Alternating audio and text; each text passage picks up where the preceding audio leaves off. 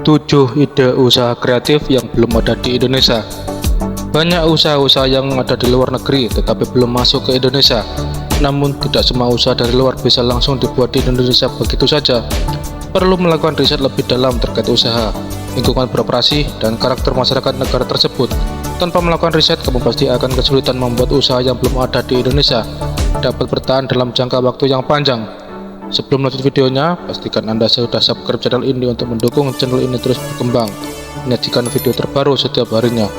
Apa saja usaha yang belum ada di Indonesia? Pertama, pacar harian.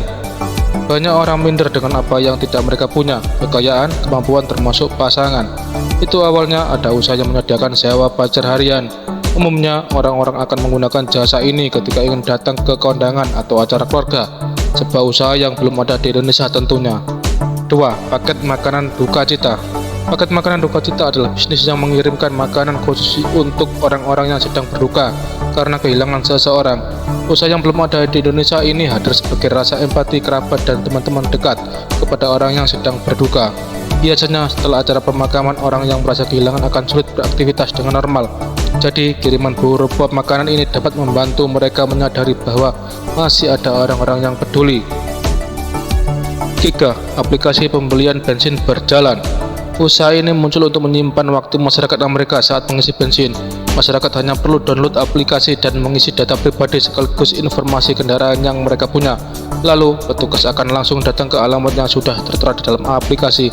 Namun, di Indonesia belum ada jasa pengiriman bensin seperti ini. 4. Jasa cuci mobil panggilan. Jasa cuci mobil memang sudah banyak tersedia di berbagai daerah.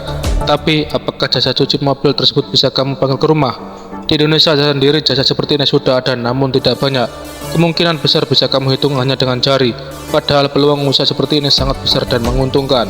5. Ruang kemarahan. Ruang kemarahan dibuat untuk orang yang ingin mengeluarkan amarahnya. Bisa jadi kamu sedang mengalami hari ini yang buruk, seperti dimarahi atasan atau terkena musibah. Ruangan ini dapat menjadi ruangan yang tepat daripada mengamuk di tengah jalan atau mengeluarkannya kepada orang di rumah. Di Indonesia sebenarnya sudah ada yang membuat usaha seperti ini, tetapi hanya di daerah tertentu saja, padahal peluang untungnya terbilang lumayan. 6. Jasa ucapan maaf. Semua orang pasti pernah melakukan kesalahan, tidak terkecuali perusahaan. Seringkali banyak pelanggan dikecewakan dengan customer service yang buruk atau adanya keterlambatan pengiriman barang. Di luar negeri, keadaan ini diubah menjadi peluang suatu usaha baru. Terdapat suatu layanan yang khusus mengirimkan hadiah berupa makanan atau bunga kepada pelanggan dari suatu perusahaan.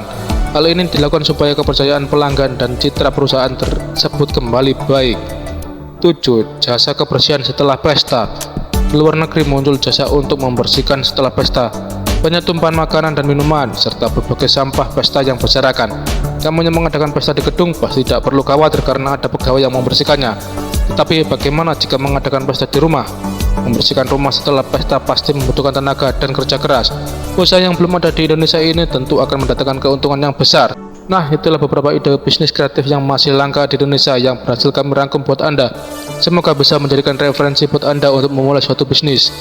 Jika video ini bermanfaat, silahkan bantu kembangkan channel ini dengan cara like dan subscribe agar kami semoga lagi memberikan ide-ide bisnis lainnya tiap hari. Terima kasih.